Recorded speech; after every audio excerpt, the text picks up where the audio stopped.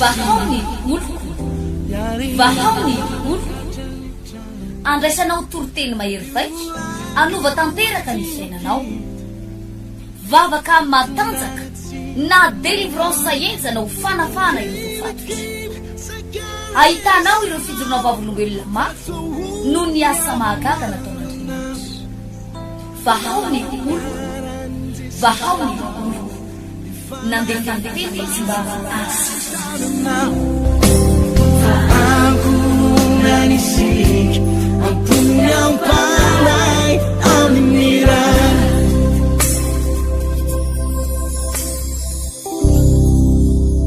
topoko dia fifaliana no iarabanatsika tsirairay avy manaraka ny ity fahita lavitra ity isaky ny ora sy ny fotoana tahaka izao faly ny fonay tafahoana amitsika amin'ny alalan'izao fahita lavitra izao indray eto amin'ity tapitanàna ny Tamatavy sy ny manodidina ity ty am-piandohana dia efa milaza ny filazana hoe fotoana goavana sy lehibe iarana amin'ireo lehilan'Andriamanitra aty Antananarivo ny fotoanantsika amin'ity alarobia ity ny alakamisy zao ary ny asabotsy moa tena iarana amin'ireo ray aman-dreny ara-panahy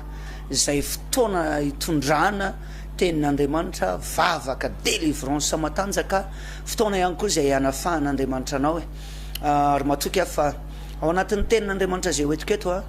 dia andray fampaherezana ianao andray toromarika ianao ary noko fandray remava any an-danitra ianao raha sitraka ao indrindra dia ndao hivavaka isika menakavy ametraka ny fotoana eo ampelantan'Andriamanitra raha sitraka ao tompoko raha eo misaotra makasitraka ary manome voninahitra anao mbola afaka hitondra ny afatrao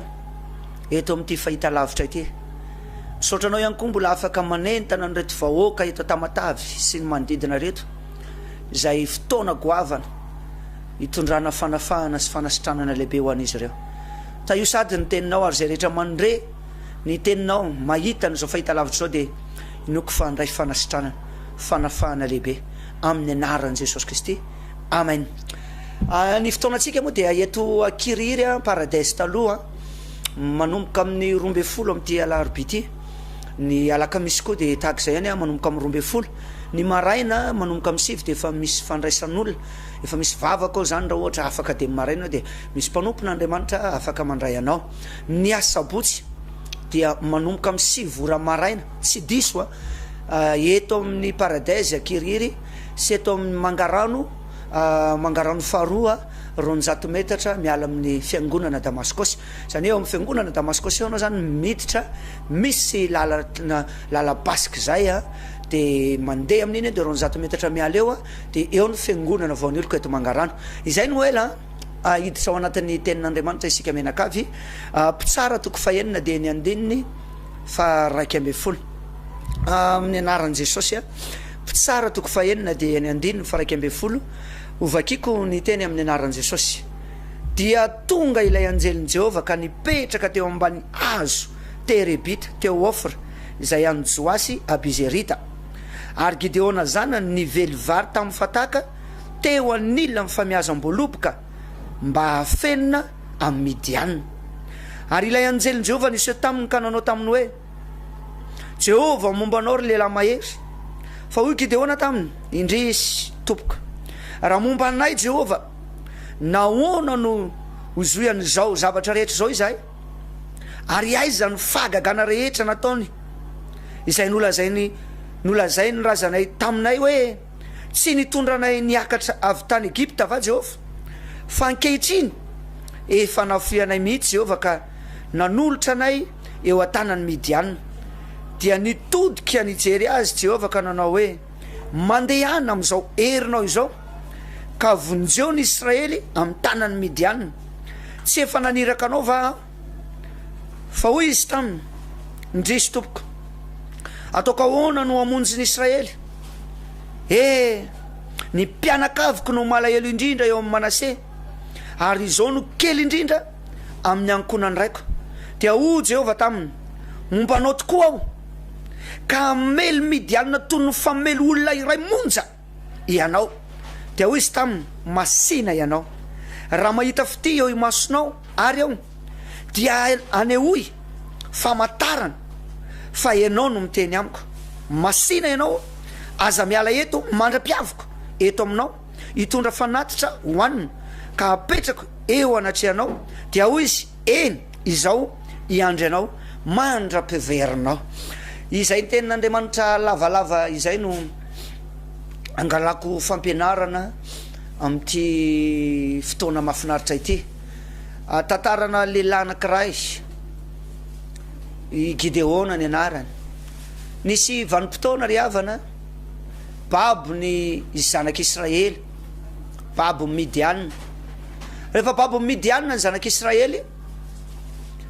de mivolaza amin'ny baiboly fa i Gideona de nafenina tao amin'ny toerana anankiray ho afenina ho amin'ny Midianina zany Gideona mba tsy ho hitany Midianina. Rehefa nafenina tao izy de tsy hoe nafenina fotsiny fa ny zavatra mahavariana am'le tenin'Andriamanitra de hoe mbola afaka nively vary izy ary na de nafenina azy. Izy rery zany sisa ny zanak'Israely tsy tratra babo. De nisy vanim-potoana nidina ny anjelin Jehova de nipetraka moa voalaza amin'ny baiboly teo ambany hazo terebita teo Ofra zay anjoasy Abizerita. De nidina ny anjely de niteny tamin'ny Gideona manao hoe Jehova momba anao lehilahy mahery. De hoy Gideona raha momba anay Jehova ahoana zay nizoy an'izao zavatra rehetra zao. Aiza ozy ny fahagagana zay nilazainy tamin'ny razanay, zay niteneniny nambarany tamin'ny razanay fa ho ataony eo aminay. Ohatra ny mandainga zany teninao zany re anjely, tena anjeliny Jehova marina ve anao? Zay ary zao ny zavatra mahazo anay, babo izahay, lasa babo ny zanak'Israely, lasa babo ny fiainanay. Ka ahoana ny lazainao hoe lehilahy mahery? Hainao ve na tonga ny anjely tonga teny an'izany teny zany? Satria Gideona na de nafenina teo ambany hazo de mbola afaka ny vely vary, mbola afaka ny hinana sy ny sotro. Ary zany na tonga ny anjely ny teny hoe lehilahy mahery ianao e. Misy karazan'olona nge ry havana am'izao vaninandro zao mety miteny eny hoe mafy ny fiainana, tena ao anaty fahoriana lalina, miady mafy, to ohatra ny zavatra rehetra ohatra midona amiko daholo. Aiza ve ny vadiko tsy tia, ny zanako tsy tia, ohatra ny ampahoriny ny aretina, ohatra ny ozy hoe tena mandalo amiko daholo ty karazana fahoriana rehetra lia. De tady ilaza taky ny Gideona ianao raha momba anay Jehova maninona zay nizoy an'izao aretina zao, zao zavatra rehetra zao. De misy fotoantsika manontany ohatra zany mihitsy, momba anay marina ve Andriamanitra? Ianao nefa mpivavaka miaraka amiko marina ve Andriamanitra? Tena Andriamanitra marina ve ny vavahako? Tena misy marina ve zao Andriamanitra? Ary misy fotoana tafalatsaka ao anatin'ny fanomezantsika hoe tena misy marina ve zao Andriamanitra zao? Maninona no tratra an'izao zavatra rehetra zao? De hoy aminao hoe matoa ianao mbola mihinana, mbola misotro, mbola afaka manao zavatra, na de mandalo aza ny ady de te ilaza aminao hoe vehivavy mahery ianao, lehilahy mahery ianao. Misy karazan'olona nge tsy mandalo an'io zavatra lalovanao io fa tena mafy ny fiainana. Am'izao vaninandro zao de ozy ny olona hoe tsy mihinana intelo isan'andro tsony ny olona, raha mihinana tapatsinay. Fa ianao jereo mpanompon'Andriamanitra, zanak'Andriamanitra, fa na de misy ny ady mbola misotro ianao, mbola mihinana ianao, ohatra mbola milamindamina ny fiainanao. Androany zany Andriamanitra de te hiteny aminao hoe vehivavy mahery ianao, mitsangana am'izao herinao zao, lehilahy mahery ianao, mitsangana am'izao herinao zao. Ary jereo tsara ny famezatsinina nataony Gideona teto hoe anjely zany efa nitenindany lehilahy mahery ianao. Fa hoy Gideona, indry izy tompoko, raha momba anay Jehova nahoana n'zao zao zavatra rehetra zao zay, aiza ny fahagagana? Misy vanim-potoana tokoa ry havana rehefa manompo an'Andriamanitra sika ka mandroso amin'ny fanompona an'Andriamanitra, mandroso lalina amin'ny fanompona an'Andriamanitra, de ohatra misy karazana sedra mandalo zany, ohatra misy karazana zavatsarotra ohatra ny mandalo zany. De eo no mahatonga atsika te hiteny manao hoe aiza ny fahagagana zay nataony Jehova. Misy fotoantsika vao manompo an'Andriamanitra de mahita fahagagana, fa rehefa elaela nanompoana de ohatra ny hoe misatra zany ny fitahina, misatra ny fahagagana. De za te hiteny anao hoe matoa misy ny zavatra mitranga ohatran'io zavatra mitranga eo amin'ny fiainanao io ady sy aretina io de misy fandresena sy fanasitranana. Ndray andro te hampahery anao mihitsy nisy vehivavy tanora vao eritseriny vao anambady andalany anambady narary io vehivavy io zany hoe vao atao mariazy ao anatin'ity taona ity izy tsy haiko narovina moa fa zay ny afany de izy nefa fa nitondra voka izy mivavaka rehefa be voka teo amin'ny telo volana teo izy de miteny izy manao hoe misy ve Andriamanitra fa inona ozy ianao ny zavatra nitranga taminy le zaza ao anatin'ny kibony tena zaza fa rehefa nataony eko nataony radio nataony fitsaboana de ozy ny dokotera misy zavatra ngeda be akoatra ny zazakely ao anatin'ny kibonao de tonga saina izy zange mivavaka maninona ny zany tratran'izao zavatra rehetra zao fa zao azo tsapainy io herin'Andriamanitra io ary zay no ataontsika amin'ity alarobia lakamisy ary ny asabotsy ty hitsapany io herin'Andriamanitra io hoe tena mbola tsy miova Andriamanitra maly anio ary mandrakizay ary moa voalazan'ny baiboly andro fanehoany Jehovah ny heriny zao mety babony fiainanao babony trosa babony aretina babony tsy fisina babony fatrana azo ovaina io azo ovaina io tsy ovaina amin'ny heritsaina maha-olombelona tsy ovana amin'ny fahalalana fa ovana miaraka amin'ny Jesosy Kristy ary ity afatsy ity de famangin'Andriamanitra anao manokana mihitsy ao anatin'ny tokantranao hoe mitsangana raha marary anao mitsangana amin'ity alarobia ity na amin'ity lakamisy ity mitsangana fa afaka hositranin' Jesosy ianao rehefa niorooro le anabavy pastera ny vadiko izy mbola any ampitany ranomasina za fatany tsara fa be voka ary raha fantany zao zavatra misy eo amin'ny fiainako zao ahoana ny fandeha amin'ny fiainanay de hoe amantsiasy Andriamanitra tsy miova maly anio ary mandrakizay amin'ny fomba ahoana pastera ozy no anafahana n'izany zavatra ao anatin'ny kibo zany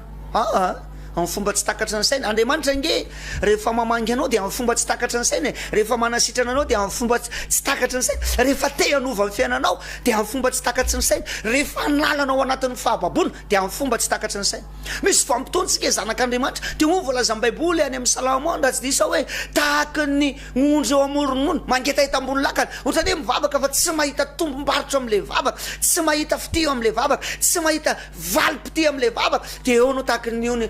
eo amoron'ony mangeta hita ambony lakana fa za te ilazanao hoe amin'ity alarobia sy lakamisy ty ary ny sabotsy zao de izy fotoana lehibe fotoana goavana zay hitondran'Andriamanitra fanafana anao mitsangana ry lehilahy mahery fa Jehovah momba anao mitsangana ry vehivavy mahery na de marary anao mitsangana fa Jehovah momba anao afaka anafaka anao izy rehefa niantsoa io rem-pianakaviana io zany de zao andao hivavaka isika ny vavaka manova zavatra fa ao anatin'ny vavaka ataotsika de inoko fa afaka anao opération Andriamanitra ary raha momba atsika Andriamanitra de anao fanampy tahaka ny Gideon tsika manao hoe raha momba anay ianao Andriamanitra zao ane hoy famatarana sy fahagagana ane hoy famatarana de nivavahana izy tao anaty à distance à téléphone vavahana teo amin'ny 10 minitra ny farafabetsany vita ny vavaka de natory tsara ny alina tapitapikeo izy nanapa-kevitra andeha hiverina any amin'ny dokotera pastera fa tsy le dokotera nandehanako teo aloha fa dokotera hafa satria lasa mitebiteby ny fanahiko mitebiteby ny vadiko ho tonga avy any ampitany ranomasina ka raha fatany zao de ao de lasa izy nakany amin'ny dokotera hafa natao ny fitsaboana natao ny analizy natao ny radio natao ny eko zavatra mahagaga fa ozy le dokotera ny teny avy eo tsisy ninina ataoko ibinao akoatra ny zaza salama tsara ny zaza normal tsara ny zaza fifalinany anazy ainao ve za misy fotoantsika mila masamanao fanamby eo anatrehany io zavatra mitranga eo amin'ny fiainantsika mitsangana de miatsika de mangataka famatarana sy fahagagana amin'Andriamanitra mela mihitsy le am'le miteny taka ny teny Gideona hoe naninony zay no netiny Jehovah niakatra avy any Egypta fa ankehitriny efa nahafoy anay ngambana izy tena efa nahafoy anay mihitsy Jehovah ary nanolotra anay eo amin'ny tanany Midian. Non, io zavatra mitsanganao io dia tsy hoe natolotra Andriamanitra eo tanany fahavalo anao fa eo ambadika io zavatra mitranga io mihitsy no tiana Andriamanitra ny ahoana fa lehibe ny Andriamanitra ao, goavana ny Andriamanitra ao, masay manao fanamby amin'ity asabotsy ity, amin'ity alarobia ity, amin'ity alakamisy zao aty. Andao anao fanamby tsika. Za dia manao fanamby aminao fa afaka ho sitrana, afaka no afaka ianao, afaka tena andray fanasitranany ianao. Satria zany vehivavy zany tsy nino hoe amin'ny fomba ahoana fa rehefa natao ny vavaka, ny alamaina ny écho, ny alamaina le radio, ny alamaina ny dokotera, salama tsara ny zaza, tonga ny vadiny amin'ny fifaliana lasa nanao vacances kely any Ambatony mihitsy ny zareo. Hoe tena mahafinaritra io Andriamanitra io hoe matoa misy ny zavatra mandalo eo amin'ny fiainanao, tsy hoe nafianao Andriamanitra, tsy hoe nanary anao Andriamanitra, eo anilanao mandrakariva izy, eo akaikinao mandrakariva izy, fa tiany anehoana, tiany atonga anao ifikitra io zavatra mitranga io, ary tiany anehoana hoe mbola velona ny Andriamanitra ivavatsika. Ary amin'izao vaninandro ny Pasika zao, satria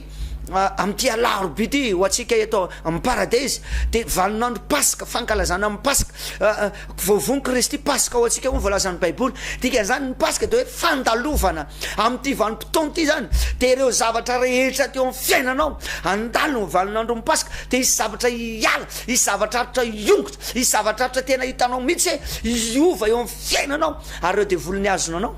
dia miomana fa tsy azonanao amin'ity alarobia ity amin'ny alakamisy zao. Ary ny sabotsy maraina amin'ny 7 maraina eto amin'ny trano fivavahana vaoniloko Mangarano 200 metatra mialaka eo miala amin'ny fiangonana Damaskosy. Ary eto eto amin'ny Ankiriry, eto amin'ny tsena kakazo io dia paradaizy taloha dia eo no fotoana antsika, fotoana lehibe reo, fotoana lehibe. Raha ohatra moa ianao hoe tena mila vavaka aloloha alohan'le fotoam-bavaka dia afaka tonga ianao amin'ny 7 maraina dia misy mpanompon'Andriamanitra mandray riavana. Andao mba ho tsapaitsika ny herin'Andriamanitra, andao mela amin'le fifanomezantsiny nafon'ny Jehovah ngamba, ary be da be tsika mpanompon'Andriamanitra mivavaka, mpanompon'Andriamanitra tahaka ny Gideona nge mpanompon'Andriamanitra fa nilatsaka tao anatin'ny fifanomezantsiny izy nefa jereo ny fiainany.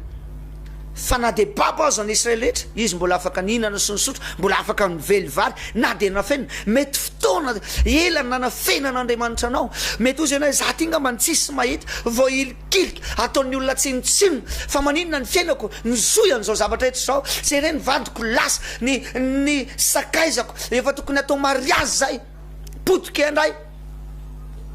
Ary tsy ny vehivavy ihany tratran'izany fa vao tamin'ny alahady lasa teo dia niona tamina lehilahy anankiray, gaga izy fa intelo izy nanambady fa voakaiky raharaha, ohatra sabotsy ny raharaha, lakamisy n'iny le vehivavy mitsoka ny ray aman-dreny na alain'ny ray aman-dreny. Inona ny anton'izany? Misy zavatra mamatotra ao, ary izy nefa zao ny teniny za efa mpanompon'Andriamanitra. Andao hitsapany herin'Andriamanitra sika, ianao ny fanomezantsiny, andao hitsangana amin'izao herintsika zao, mandehana amin'izao herinao zao, mandehana amin'izao herinao zao voalazan'ny Baiboly, ary hitsangantsika. Ahoana ny fomba andresentsika an'ireo fahavalo reo, ahoana ny fomba atonganao iova. Ary voalazan'ny Jehovah Andriamanitra le anjely, hoy izy tahaka ny famely olona anankiray ny famelinao amin'ny Midian. Eny zany ange zany, zany eo anatin'ny ray ny mpimaso dia izy tantara iova, ary ny tantaranao tian'Andriamanitra iova ao anatin'ny ray ny mpimaso. Ary rehefa nitsangany Gideona, na dia niteny izy hoe malahelo indrindra, kely indrindra, fa naseho an'Andriamanitra azy fa momba azy Andriamanitra.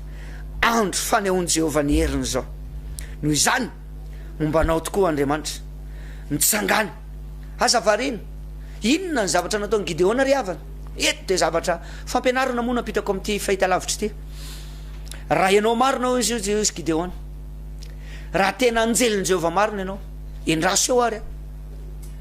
dia ndana ozy le anjely fa mandra-piverinao ihany reto. Inona nataon'ny Gideona? Lasa izy eo zany rehefa manao zavatra tianao isy zavatra iova dia tena mahaiza mametraka an'le tomba mibidin'ny Andriamanitra. Inona ny zavatra nataon'ny Gideona? Lasa naka fanatitra izy, fanatitra ho hanina, fanatitra ho dora. Dia jerenao tsara, dia jerenao tsara, porofo anankiray mazanak'Andriamanitra zany teto ny porofony le anjely. napetraka teo ambony vatolampy ena rokena ary tsaro fa ivalonandro io a de valonandro akatoko ny pasika fanaterana mofo tsy misy masirasira finanana mofo tsy misy masirasira inona ny zavatra nitsanga rehefa napetraka teo ambony vatolampy nivoaka avany le afo tsy reny zany nivoaka ny afo teo Gideona voataitra tsy napoziko ny fanatrika tamin'ny anjelin' Jehova ny vantana zava-dehibe nge ry havany zany ary ty afatra amina fahita lavitra ty de te hifanatrika aminao Andriamanitra mamangy anao mihitsy ao anatin'io aretina zay mahazo anao io vo fakimaly no ny vavaka vehivavy tratrana cancer ny didina nonony any anatina toeram-pitsaboana anankiray de natsony ny fianakaviana iantso hoe le fianakaviana paster de niantso izy tsy natorona nandritry ny volana maromaro fa vo vita ny vavaka fakimaly natorona nabavy niantso izy no maraina natory tsara paster efa me mitsahatra ny fanaintaina lehibe io Andriamanitra ivavatsika manasanao eto amin'ny paradise akiriry amin'ty alarobia ty moa zany de manomboka amin'ny 12 sady vaninandro ny pasika zany hoe fankalazana amin'ny pasika amin'ty ndray mitoraka ty de raha andeha anao de mieritreritra tahaky ny olona tsy manana olana mihitsy le fero any daholo ny olana fa andao hivavaka andao hitady an'Andriamanitra andao hanompo an'Andriamanitra andao tena hitady an'Andriamanitra fa isy zavatra ho ataon'Andriamanitra za te hiantso anao ety mangarano moa de ety amin'ny 200 metatra miala eo amin'ny fiangonan'i Damaskosy 200 metatra miala eo tonga hafa ty anao Jesosy te hanafaka anao anatin'io ady sarotra io zay ny fotoanatsika teto lavalava kely ihany hivavaka ny tena koa de matoka fa afaka ifakahita tafitsika miaraka amin'ireo lehilahin'Andriamanitra mbola vonona hikarakaranao zay ny antom-pisinay de hikarakaranao ny antony lana ety Antananarivo ny lany leo mpanompon'Andriamanitra ety Antananarivo tonga ny Tamatavy Fianaratsoa de hikarakaranao amin'ty ndray mitoraka ty zany de eto Tamatavy miaraka amin'ny herin'Andriamanitra mahery vaika ka tonga hafa hivavaka ny tenako tompoko raha eo makasitraka mame voninahitra anao noho ny am'izany afatra zany na de nisy taona tsy nino Gideona hoe raha momba anay Jehova maninona zany zoy an'izao zavatra etra zao fa nampifatarinao azy Andriamanitra tamin'ny alalan'ny fanatitra hoanina fanatitra hodorana mofo tsy misy masirasira rehefa napetraka teo ambony vatolampy de nisy afo nivoaka ary teo ny nahafantaran'ny Gideona fa niona tamin'ny anjelin'i Jehova mivantana izy amin'ty alarobia pasika ity de inoko tanteraka fa isolona be da be hiazakazaka hitan'ny famangin'Andriamanitra amin'ty asabotsy ty ihany koa de azoko antoka fa isy fanafahana goavana ho ataonao raha misy marary any anatin'ny tokantrano am'izao ora sy fotoana zao de mivavaka raha sitraka indrindra de apetrao amin'ny faritra marary anao ny tananao avanana fa nomboka hivavaka iserin'Andriamanitra midina amin'ny alalan'iny tananao mipetraka eo amin'ny faritra marary anao iny amin'ny anarany Jesosy Kristy amin'ny anarany Jesosy Kristy amin'ny anarany Jesosy Kristy io aretinao amin'nono ao anatin'ny kibo lazaiko fa mitsahatra ary manjavona ny fanaintainana rehetra manjavona ny aretina rehetra tononiko fa sitrany ianao zao afaka ianao zao mandeha mivavaka amin'ny fifaliana amin'ty alarobia ty fefa sitrany ianao saotra ray amen izay ny fotoanatsika teto amin'ty fahita lavitra ty de amin'ny alarobia manomboka amin'ny 7 maraina momba ny pasika pasika fanafahana goavana pasika 2023 afaka tonga ianao ny alakamisy de amin'ny 12 ny sabotsy de amin'ny 7 eo amin'ire toerana eo roa zay efa voalazako teo ambony ankiriry eo amin'ny paradise taloha de eto amin'ny trano fiavana vaon'ny oloko mangarano 200 metatra miala amin'ny fiangonana Damaskosy samy ho tahin'Andriamanitra soava tsara daholo tsika menakavy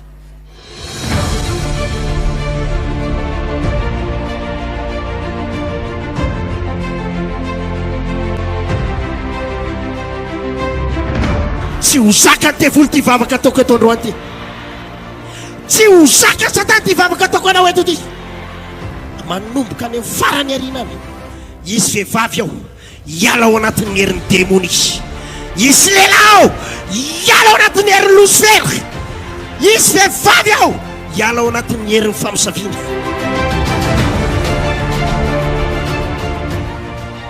torteny iny paster dia zay tia mpaninanina rehetra teny amin'ny paster eo dia raisiko ampinoana daholo manana finoana trano dia miraisiko ampinoana le izy dia nahazo trano aho amin'izao fotoana izao efa 3 taona mahery eo zao navitan'le trano tena voninahitra ho an'i Jesosy fa tao anatin'ny 6 mois nanaovana an'le trano vita trano finition rehetra amin'izao zay tsy manofa intsony fa lasa mampanofa indray. dia nitain'Andriamanitra dia fenipokipoka antsena dia nanao trano dia ty trano ty zany tena jereko famela rehefa tena mitahy io Andriamanitra io dia tena hoe mitahy maneho ny heriny izy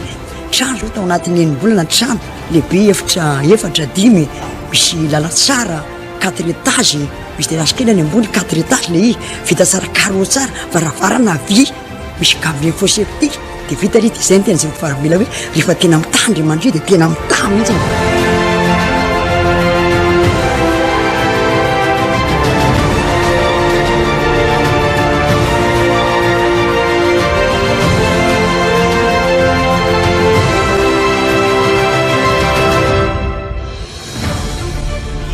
devolo sy ny aretina nampahory anao io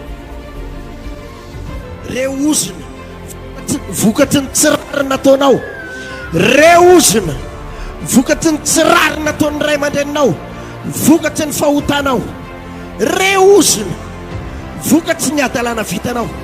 isery tsy ho takatry ny saina hidinao anatinao amin'ity vavaka zay ataoko eto ty tsy ho zaka ny devolo ty vavaka ataoko eto androany ty.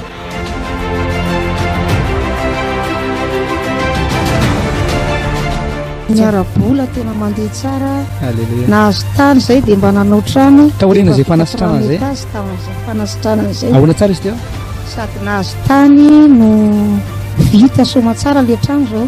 zay koa manao fiaraha miasa ny tompo miarabola zany efa mba misy dia araka le vavaka atao reny samborona ty reny dia tena tonga dia ohatrany mandeha ho azy zany nefa le vola raha kely fa ohatrany hoe mandeha ho azy fotsiny le izy.